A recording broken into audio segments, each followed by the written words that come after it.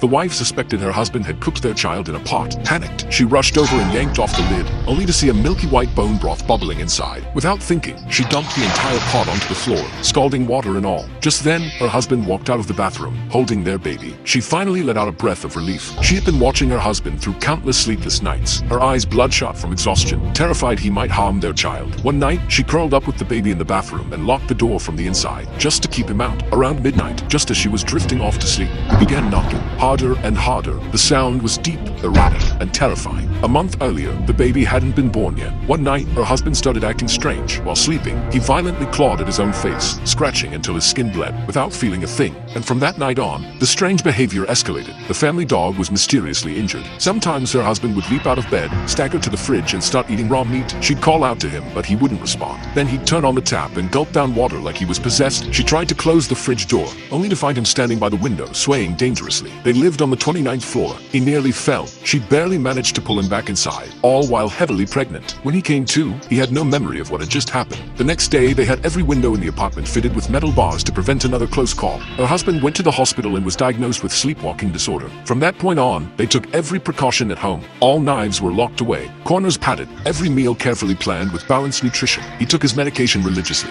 1 pill a day, but the tragedy still came. One morning, the wife got out of bed and saw food wrappers scattered across the kitchen floor. A sinking feeling crept in. She opened the fridge and broke down. Inside was the body of her beloved dog. Soon after, the baby was born.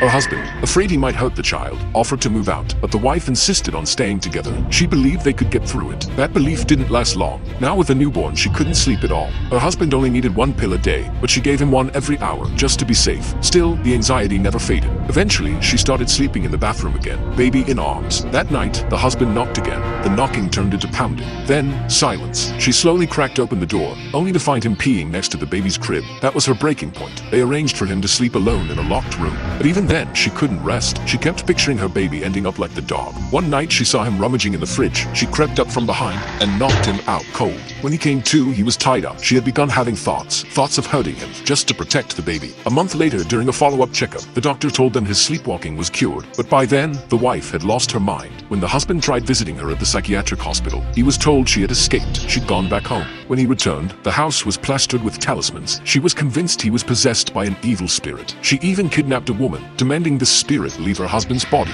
or she'd harm the woman's daughter. Faced with his delusional wife, the husband played along. He pretended to say goodbye to his daughter, then collapsed to the floor, faking unconsciousness. And in that moment, the wife finally believed it. The man lying there was her real husband.